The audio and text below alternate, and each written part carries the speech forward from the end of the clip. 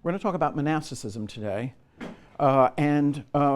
Monasticism in the popular imagination, and accurately, is linked to learning. We all have this image of monks quietly copying manuscripts, and those manuscripts being how the learning of the ancient world was transmitted. We're going to talk a little more about that when we come to near the end of the course on intellectuals in the court of Charlemagne.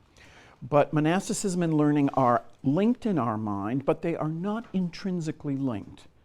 There is no logical reason why monks should copy manuscripts. They should pray, they should live in some kind of renunciation of the world. Generally speaking, in the medieval West, they live in communities. Generally speaking, they're engaged in a kind of corporate rather than individual prayer. All of these things follow from the way monasticism was conceived. And the major text, though not the only one, but the most influential text about how monasticism was conceived is the 6th century Rule of St Benedict. The Rule of St Benedict has some possible references to sacred reading, as it calls it, or to some kind of program of knowledge. It assumes that the monks are literate, for example, a lot to assume at the time. But nowhere does Benedict say, please preserve the classical tradition by being scribes and writing in the scriptorium. So how does this come about is one of the problems that we will deal with.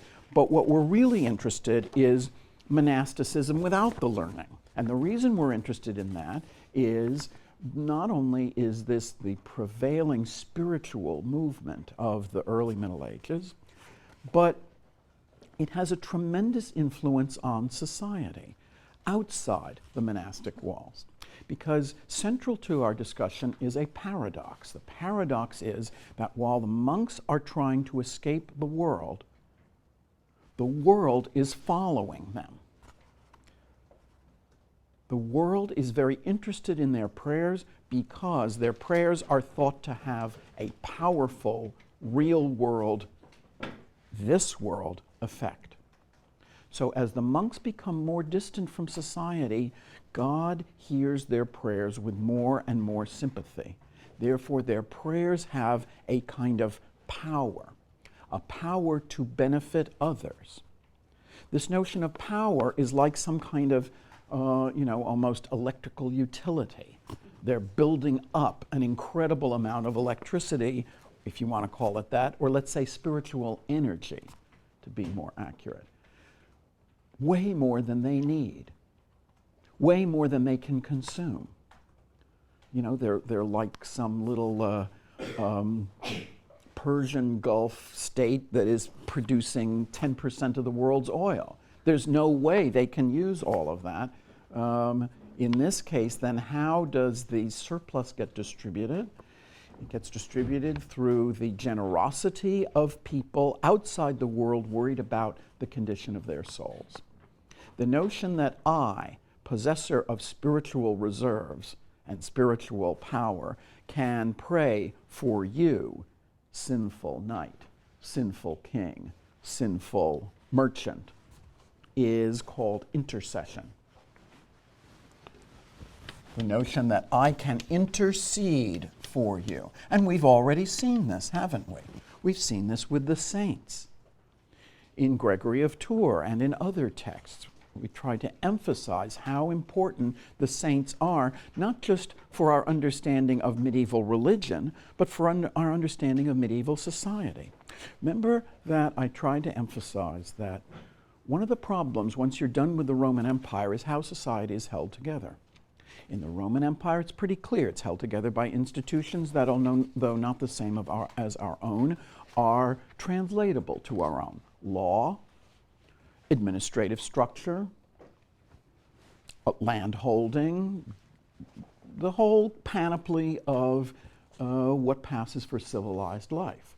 But in the early Middle Ages, after the collapse of the Roman Empire, we've seen the society does not have as much literacy, does not have very good records. The kings are thugs. The political order is very unstable. There's an awful lot of warfare. There's a lot of disorder. You can't just dial 911 and expect a response. So the question then becomes what holds that society together. And we mentioned some things, including the church.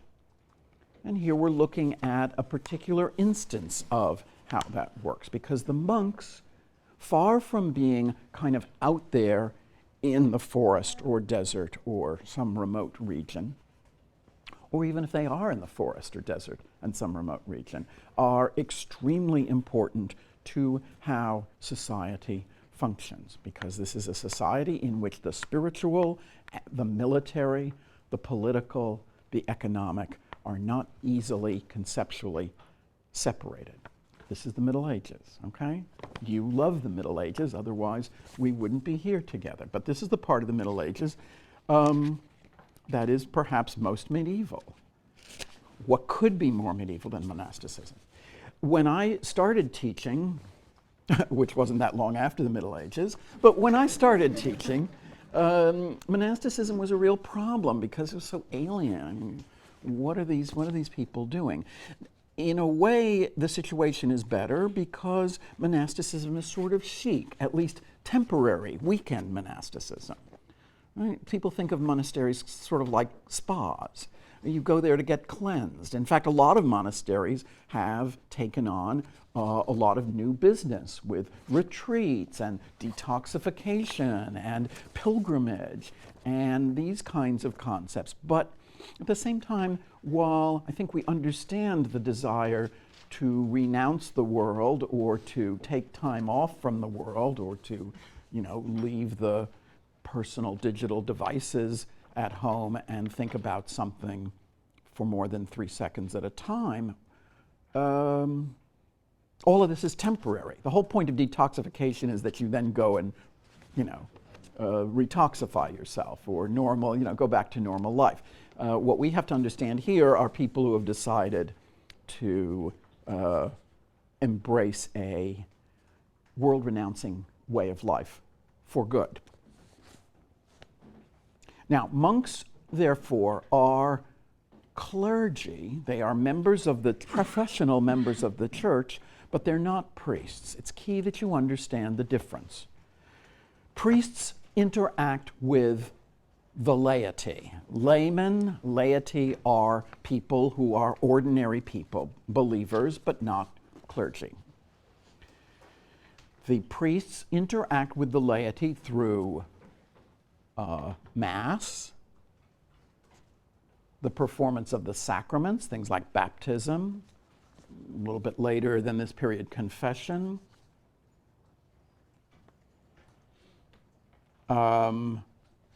anointment of the sick.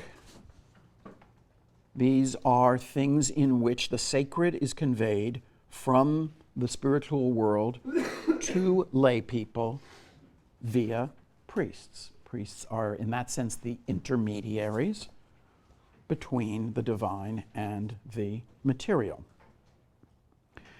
But because priests are involved in the world, there are certain aspects of their differentiation from the world, and there's a lot of debate in the church at various times over whether that includes celibacy, not getting married. In the era that we're dealing with, there are married priests, or there are priests who are more or less married, and then there are priests who are celibate. But monks are not supposed to interact with the world. They are leading a life of contemplation and self-denial. True, they cannot focus only on their own salvation, because that would mean ignoring the Christian's duty to others. One of the problems about being a contemplative in the Christian tradition is as soon as you say something like, "Boy, I am really contemplating great today," or "Wow, I am really seeing the mysteries of the universe," or "I can't believe I haven't had anything to eat or drink for 3 days and am feeling great," you're falling off, you're falling away, you're selfish, you're taking pride in your own accomplishments. So from the beginning is the notion that the monks have to abandon everything, including self-satisfaction. In fact, even most importantly, self-satisfaction. And this is where Benedict's notion of humility comes from, which is very strong in the Rule of St Benedict. Where does this desire to rid oneself of the world come from? It's very strong in Christianity. It's all over the New Testament. That is actually part of the Christian message. It's awkward because most people don't follow that, including most people who are believers. They don't, in fact, give away everything they have to the poor and follow Christ. They don't renounce the pleasures of life, of the flesh, and so forth. But that is sort of what they are telling you to do. The first monk, the first guy who we know of to decide to run away to the desert and lead a life of contemplation is St. Anthony of Egypt. Well, Anthony, you know how to spell that. He lived from 251 to 356. I have trouble believing this. The sources are pretty good. I have trouble believing that anybody could live to be 105 in the Roman Empire, or indeed at any time before 10 years ago or so. But there it is. At least we know that in 270, he heard the saying of Jesus in a church, "Go, sell all you have, give to the poor, and follow me." And he followed this literally. He established himself as a solitary hermit in Egypt. And Egypt is a great place for monasticism because Egypt has a very narrow strip of incredibly fertile land on either side of the Nile. The Nile, which until the building of the Aswan Dam flooded every year, and its silt that it brought down from its sources was so rich that it created this marvelous soil on which all sorts of things could grow. But once you got beyond that limit, you were in the desert. So you have absolute and total, really, kind of Sahara-like desert, very close to fertile land, the best land of the Mediterranean. So that you could have a kind of interaction between, it's not like you decide that you want to be a hermit and you live in Manhattan. And you drive and you drive and you drive, and you're just like in Long Island, and you're in the suburbs, and then you're in the exurbs, and then you're in sort of gas stations and strip malls, and then you're in the Hamptons. It's very, very hard. You can actually, if you go north, pretty soon you'll get, if not hermit country, at least a decent isolation. Of course, the problem with New York is that it's really cold. It's great to be a hermit in September. But the Adirondack hermitages present problems in the winter. Egypt is hot, all right, but certainly no exposure to cold problem. Anyway, the first monks are in Egypt, and they're known as the Desert Fathers.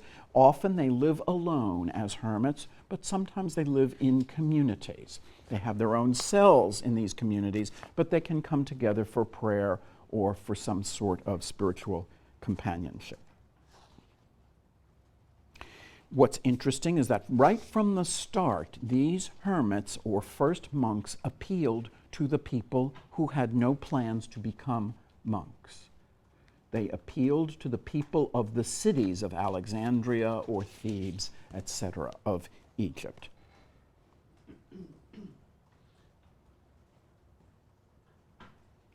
The reason is, and the reason why people would become monks, is the establishment of the church as the official church of the Roman Empire. There are no monks in the first years of Christianity because just being a Christian means denying the world.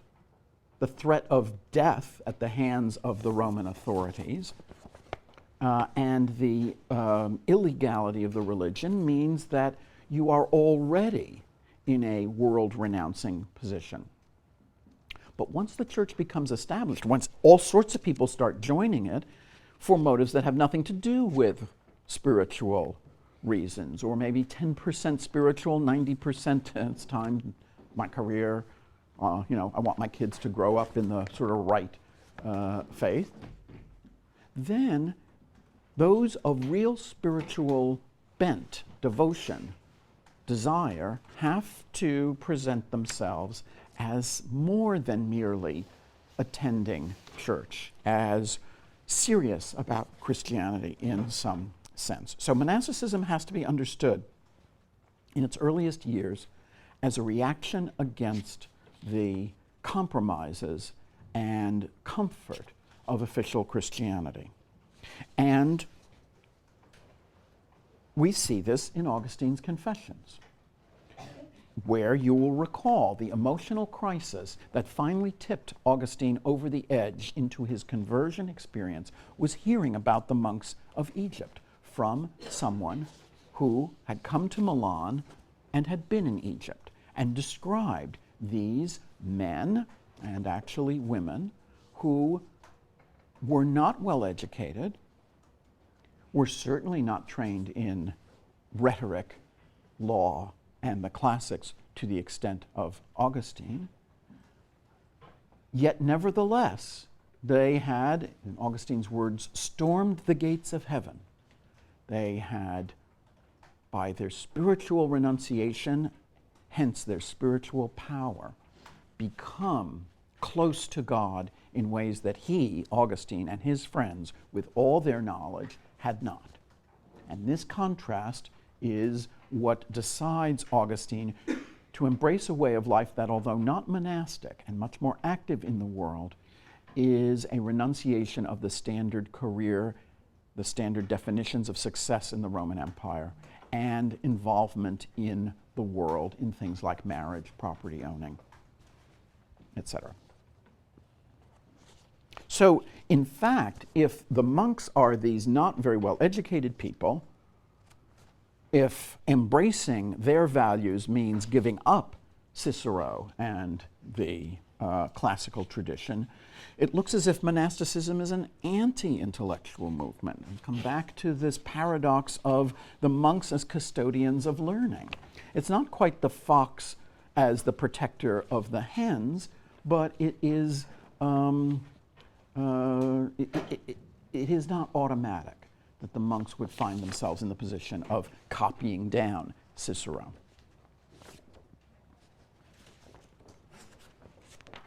So the first forms of monasticism are those of the Egyptian desert. There's a kind of tension from the start between ascetic individualism and collective monasticism. Ascetic individualism means one person engaging in practices that dramatize the renunciation of the world. A classic example is not from Egypt but from Syria.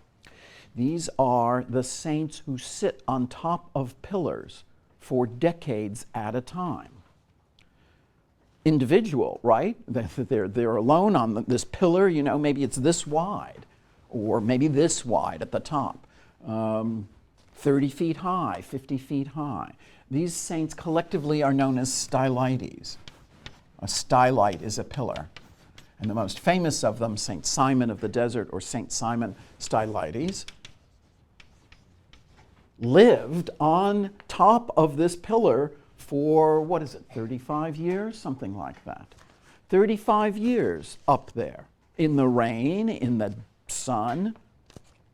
Imagine the sanitary arrangements. Imagine this. This is world renunciation. But he was not alone.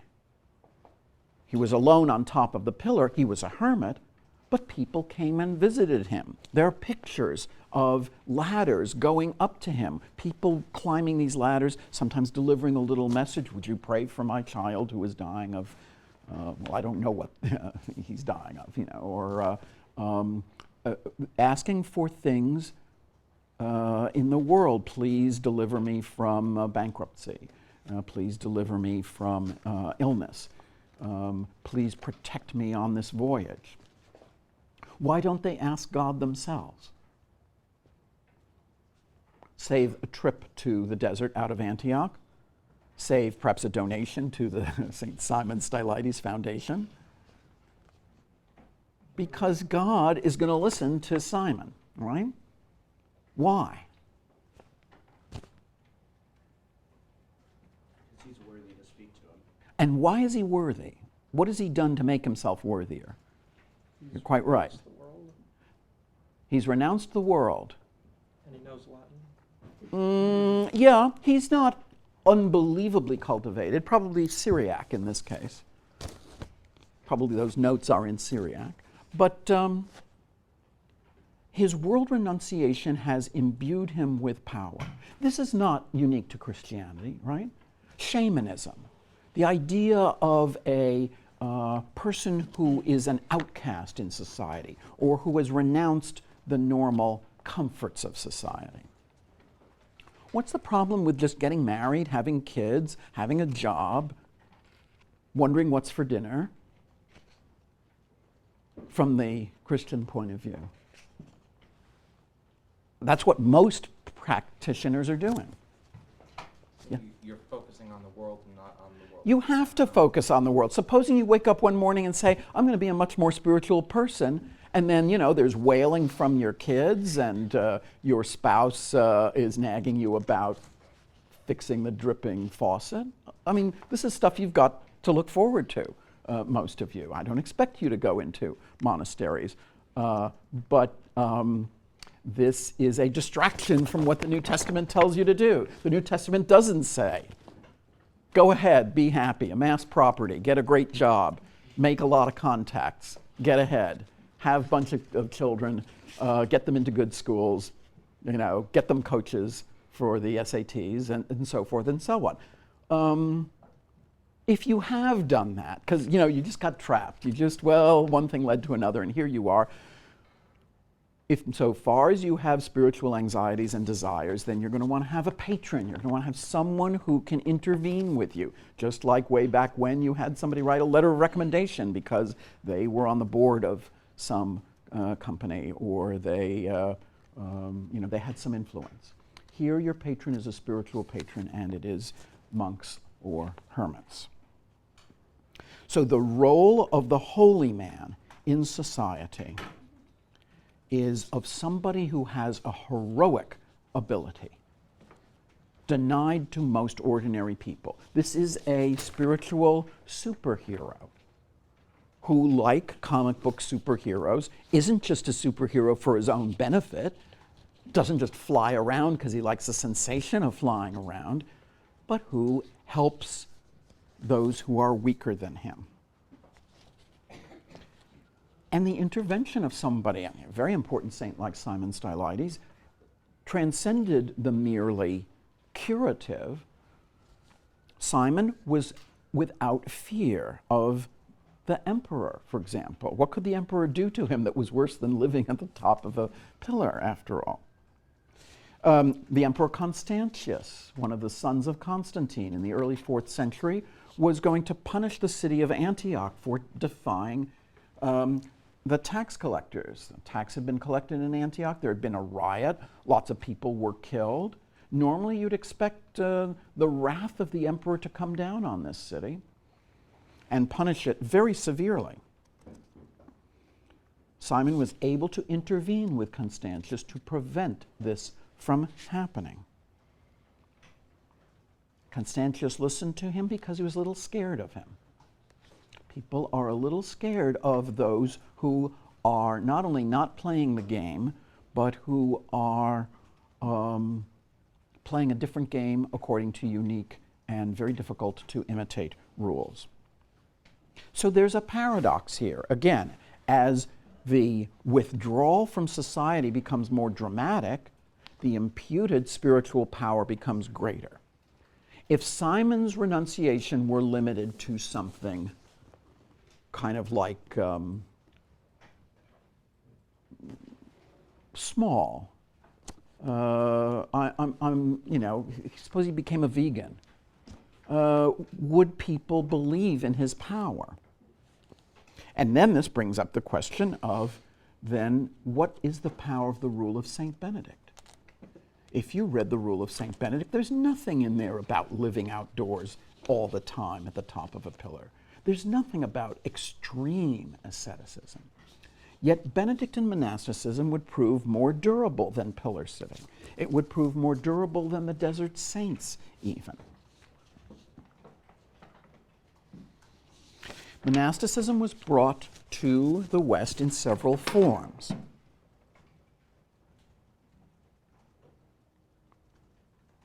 But generally speaking, although there are lots of hermits, we hear more about the communities of monks.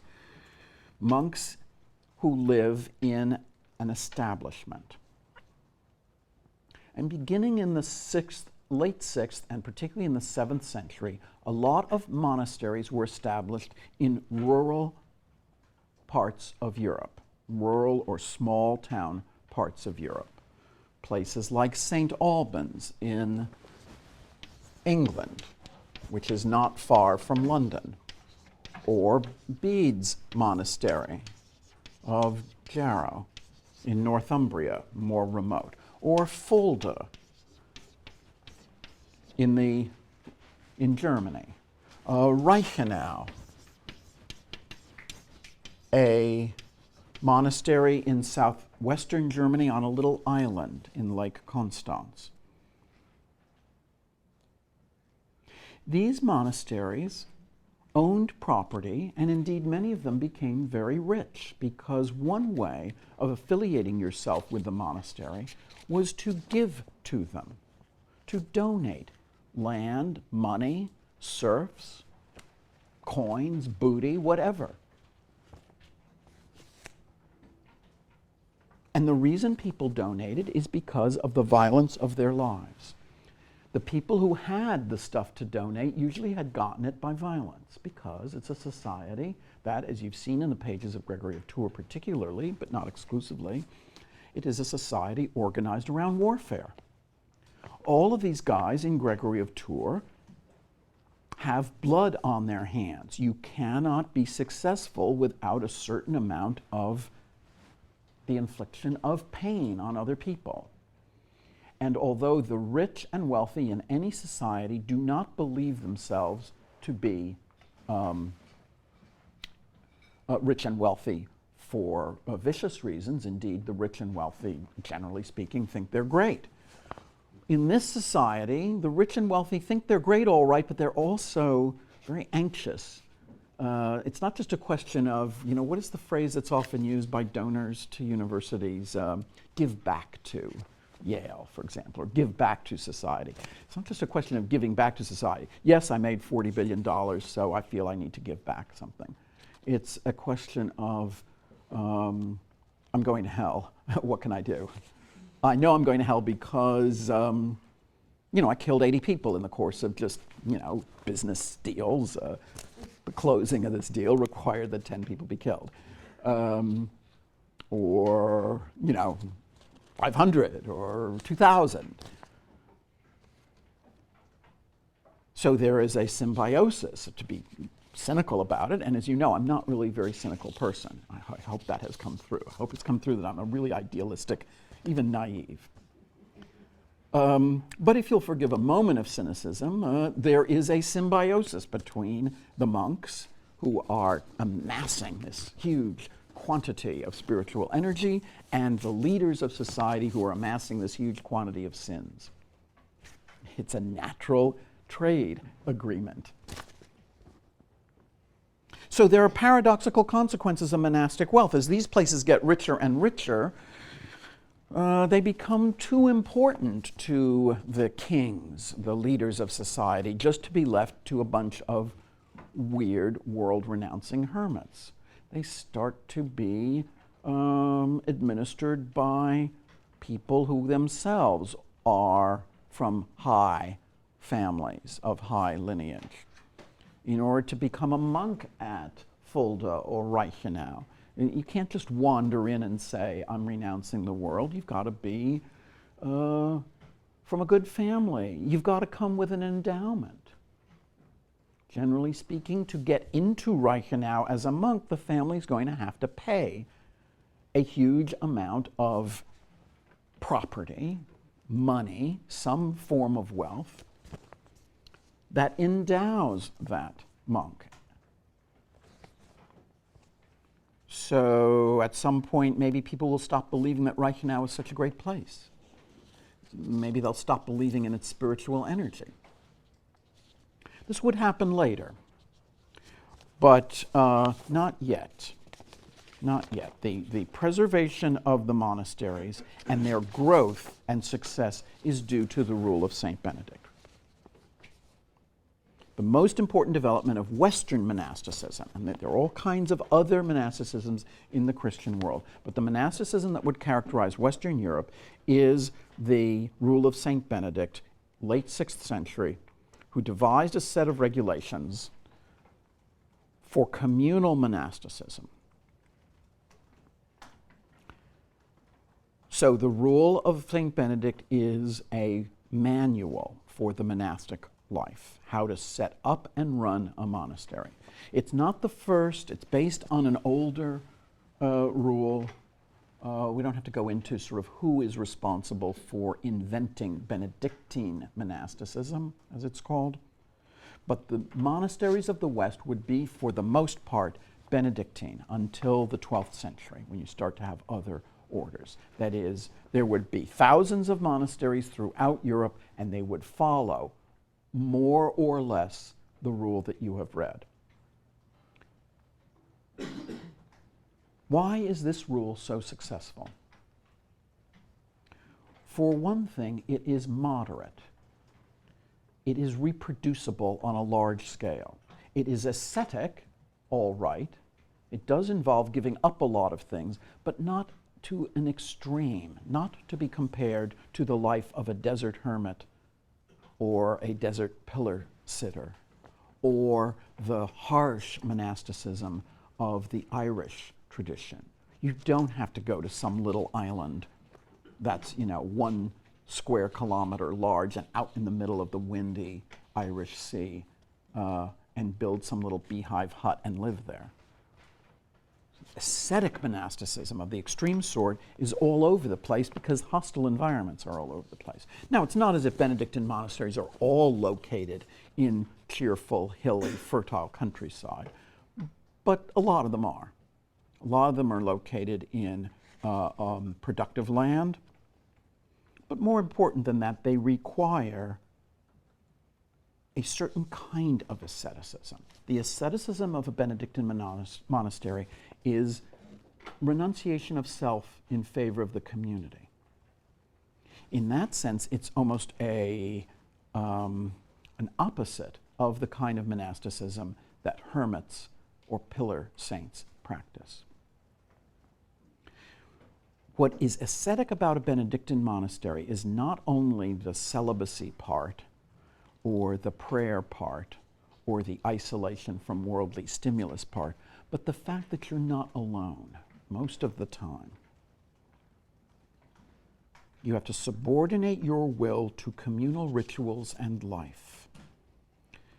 You have to subordinate your will to the abbot. Remember how much Benedict emphasizes obedience. This is not just a good management tool for making it clear who's in charge. It is a form of self-abnegation, a form of renunciation. Benedict also enjoins manual labor. This is a penitential tool, but it's also something that has perhaps something to do with the economic success of these foundations. These are monks who are engaged in primarily 2 activities, labor and prayer. Prayer we'll talk about in a moment, and is quite understandable, but labor is more interesting and innovative because the ancient world despised labor. The whole idea of how you should live, in pre-conversion Augustine's opinion, which reflects that of late Roman society, is what was called leisure with dignity. Leisure with dignity is what most professors aspire to. That is to say, leisure, but not just to take naps and, play with your dog or, surf various dubious sites on the internet. Leisure to read, to think, to engage in a kind of genteel contemplation. And this is the ideal of those Roman senators who are, writing philosophical dialogues. But work, actual work, is degrading, horrible in the ancient world, not to be engaged in by anybody who could call himself a gentleman. So by making people work, including people who come from the upper classes, this is a penitential labor indeed, particularly labor with your hands. Though other kinds of labor were envisaged. In section 48, Benedict talks about labor and sacred reading. And this is one of those places where you can draw out from its meaning that copying manuscripts is a form of labor. Reading texts is a form of labor. So the transformation, or at least the addition of learning as part of the mission statement of monasteries, is implicit here, but certainly not drawn out by Benedict. Prayer. One of the things that is involved in this surrendering of your will to the greater communal good is the performance of prayers. Benedict emphasizes humility, the monk's life as a ladder of humility. Humility is encouraged by obedience, silence. In Benedictine monasteries, you weren't silent all the time, but there is a discouragement against mere chatter.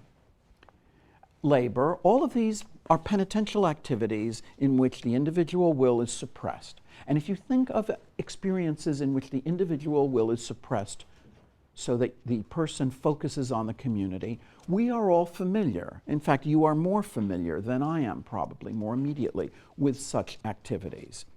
Any kind of training or boot camp-like thing, or a senior society, or an a cappella group, makes you do stuff with the group that may be unpleasant, difficult, self-sacrificing, but that reinforces the esprit de corps. This is the heart of the military.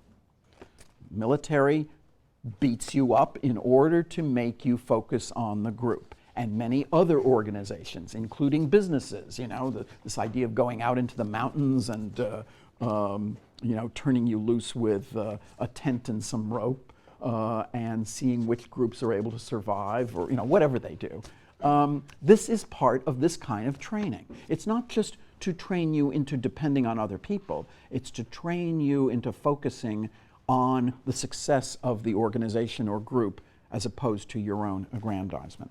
The difference, again, is you come back from the little upward bound experience, or you come back from the retreat, or you come back from the scavenger hunt. In this case, this is your life. But in addition to obedience, labor, silence, prayer is the most important renunciatory activity. Because these are not just prayers like, okay, I'm going to go in for 5 minutes and recite some prayers. These are prayers that go on all day with some breaks. One of the Psalms seems to suggest that you should make prayers 7 times a day. So they begin a little bit after midnight. And then they go to sleep for a little while, and then they get up a little before dawn, and they pray, and then they go back to sleep for a little while, and then they have a kind of early morning session, and so forth and so on. 7 times a day. And these are prayers that go through the Psalms primarily. Different monasteries have different liturgies. A liturgy is a kind of ritual cycle. Some monasteries have more prayer, and less contemplation, or less prayer and more work. But they all are engaged in the performance of group prayers, not individual, but the community. And these go on and on and on, and they take on a kind of rhythm or a monotony or a kind of visionary power that such experiences can convey. And it is these prayers that are what are really storing up those spiritual reserves I was talking about as characteristic of monasteries. There's this tremendous power that all these repeated prayers have that cannot be duplicated outside the walls of the monastery. So this heavy round of prayer involves a significant sacrifice of comfort and of the self. This is a kind of sleep deprivation. Monks never really quite make up the sleep deficiencies. They sort of stagger into matins, as the first hours are called, or lauds, the pre-sunrise hour. But this is very impressive to the outside world. The outside world, the donors, love this. They love the buildup of these prayers, and they will like the prayers to take place in a nice space, rather than having the monastery church being some kind of, dank or fire trap wooden structure. They'll build beautiful churches for them, and beautiful dormitories for them as well, and beautiful refectories for them. If you're a donor, you would rather that the stuff that you're donating for take place in nice surroundings. Donors like it if the lawns at Yale are well clipped, right? And I think I've said this before, the closest thing to a monastery is a college, with some obvious differences. But communal living, the quadrangle is like the cloister, focused in on itself, the emphasis on the group, identification with the institution, the notion that your activities will benefit society, not so much your prayers, but all that great research we're allegedly doing. Okay, the parallel does not carry perfectly.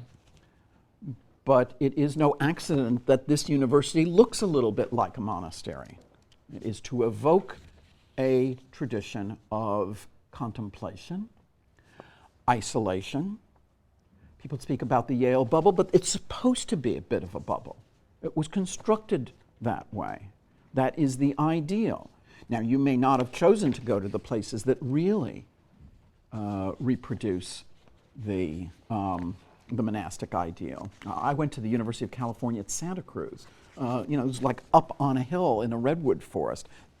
That was sort of like a monastery. Or Earlham College in Indiana, or Marlborough College in Vermont, right? I know you rejected these places. I know you just laughed at them just thinking about going to them. But there are people who have decided to go. No, devastated that you didn't get into Earlham? Yeah, well, okay. But this is an American ideal that is similar to the monastic ideal. It is a sort of renunciatory ideal, and it is an ideal of learning. So how do we get to learning? In the last few minutes, I just want to trace these connections. The Benedictine rule, as you will have noticed, does not encourage learning. And Benedict himself did not regard this as a primary duty of monks. He did expect the monks to read the Bible. He expected them to listen to readings from the church fathers. And, very key, he says that the monks should take out a book from what he calls the bibliotheca. Bibliotheca is the Latin word for library.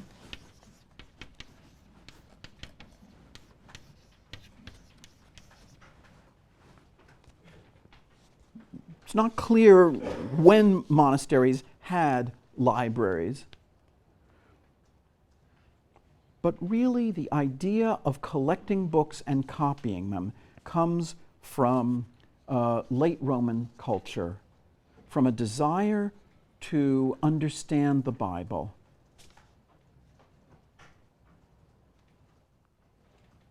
and from a transformation of that world of cultivated leisure, where the intellectuals, like Augustine and his mentors, were the custodians of learning, to a world in which the clergy, and particularly the monastic clergy, were the custodians of learning.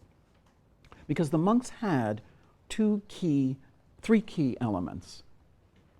They had learning, that is, they were literate. They had time, even though the prayers consumed a lot, they're not in the world, and they had wealth. It's not inevitable that time, learning, and wealth should lead to a cultural efflorescence, but they are certainly favorable conditions. So I leave you with that implication of the rule. We will develop it further in a few weeks. What we're going to be talking about beginning on Monday of next week is Islam. So we are moving into a different post-Roman reality. Thanks.